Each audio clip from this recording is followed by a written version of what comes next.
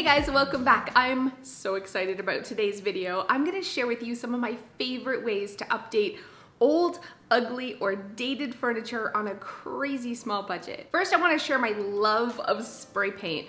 Abby has an old desk that we picked up at a church sale for $10 years ago because I learned you don't buy brand new for kids. They color on it, you know, it gets scratched and dirty. So I did decide to give it a quick, really inexpensive update with a little bit of spray paint.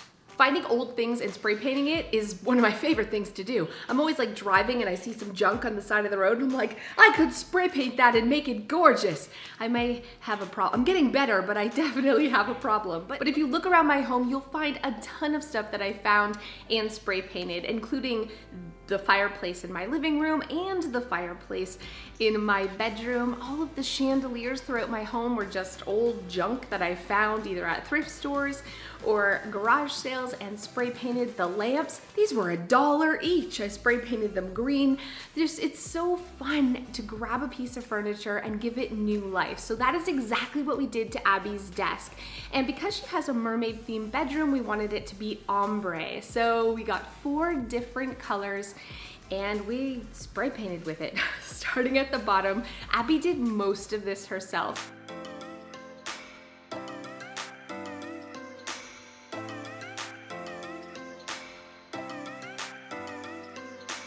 Short, easy strokes, blending as you go, and the overall effect was so pretty. But then we went over top with a little bit of clear wax from Annie Sloan, just to really blend it and make it look seamless so you can't see the different spray paint marks. This is a little trick when creating ombre.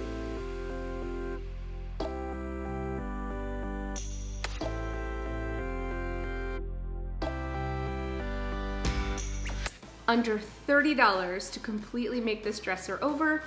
And then we just hot glued on some embellishments because Abby loves all things blingy. I had some downstairs in my craft room. We hot glued them on the front of a dresser and on a couple of the handles. And the end result is a really cool desk on a super small budget. Next, can we talk for a second about chalk paint?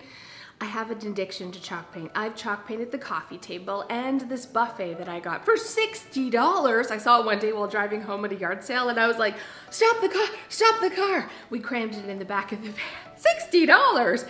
Anyways, I chalk painted the furniture downstairs. I mean, I've chalk painted mason jars, just so many things because you don't need to sand, you don't need to prime, and you don't have to have any talent or idea what you're doing. You literally just slap that crap on. So I decided to chalk paint the end tables that we had in this upstairs room. They were just $40 end tables from Walmart and a quick coat of leftover chalk paint.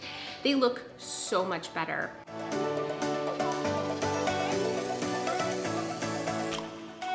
And there's no smell, so I can paint it right here in the actual living room.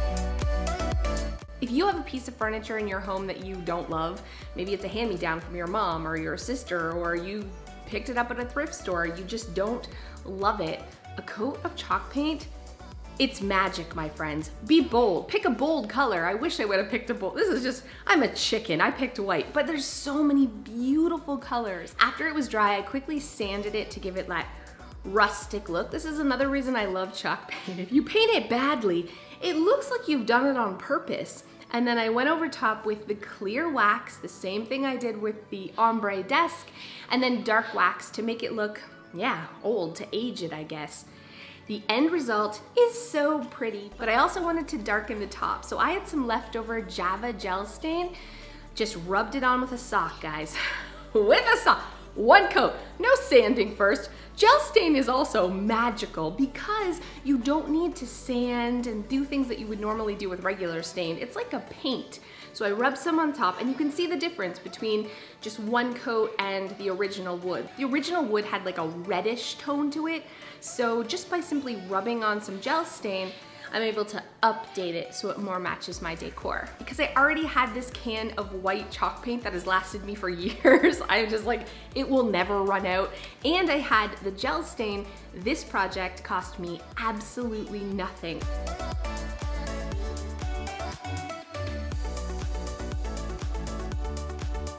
And it gives it more of that farmhouse cottage feel that I'm looking for. If you have never chalk painted before, what are you waiting for? I'm telling you, it is so easy. You guys have to give it a try. Start with any old piece of furniture. Don't sand, don't prime, just grab a brush, slap it on. You are going to be amazed at how gorgeous it is. And all the pieces in my home that I've chalk painted, those are the pieces that I love the most, the ones that I'm the most proud of, or the things I've spray painted, because I've done it myself. It gives you a sense of, yeah, accomplishment and pride when you're looking at your home when you've done it with a little DIY. My last tip is throw pillows. Listen, some of you hate like decorative cushions, and I get it. You have to throw them on the floor before you sit on the couch, but it can transform your furniture on a shoestring budget. We have a used couch downstairs. I bought it secondhand for $200 because it was a perfect size for the kids' playroom, but it's orange. It's hideous, absolutely hideous. But throwing a couple really inexpensive throw pillows totally changes the look and the feel of the space. I do the same thing upstairs in our upstairs living room. I change out the throw cushions for the different seasons, and it immediately changes the feel of the space. You don't have to spend a ton of money on throw pillows either.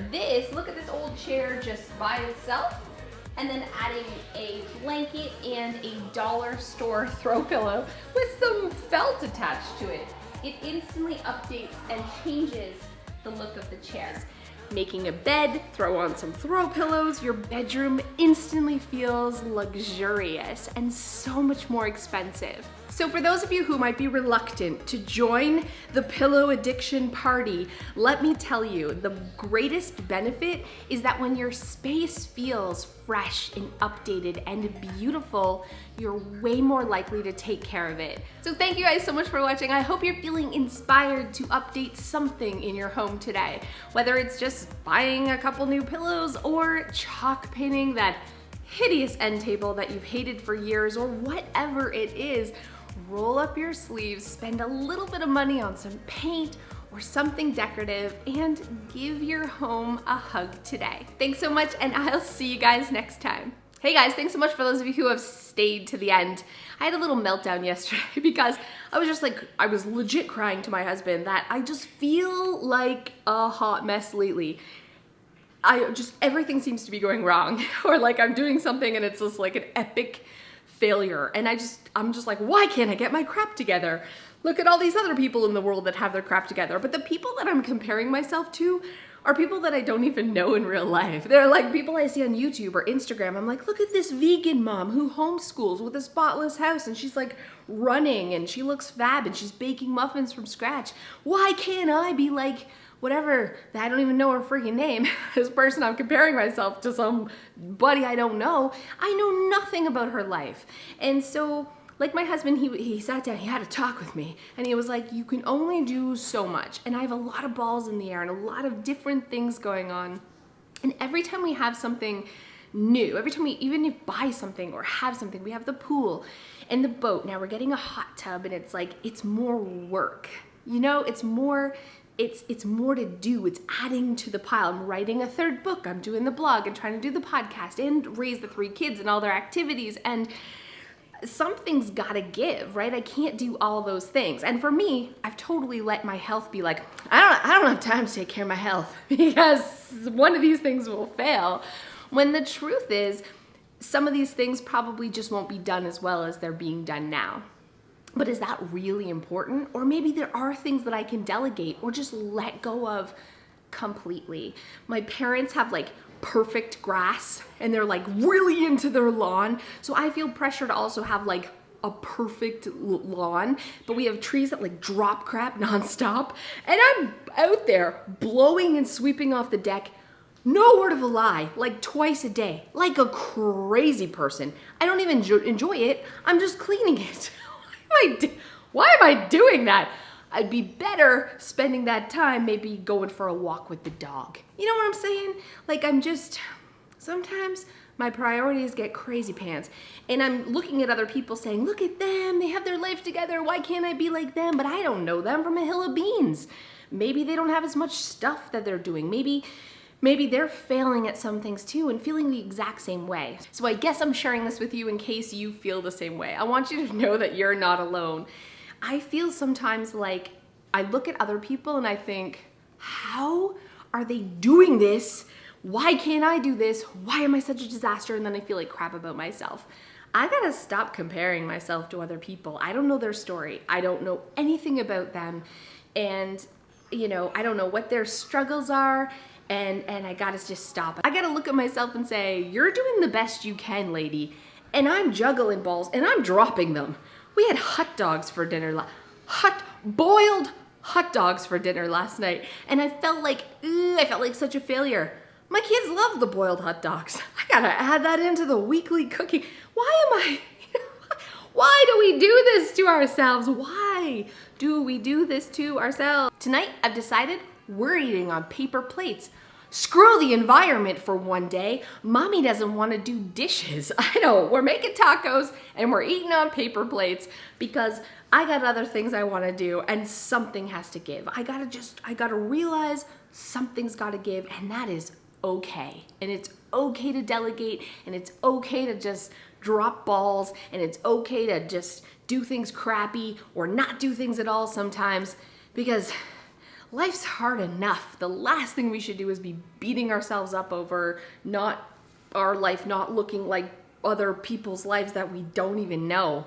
Social media is insane. I just had to share that with you. I'm rambling. I'm gonna stop talking now. I'll see you guys next time.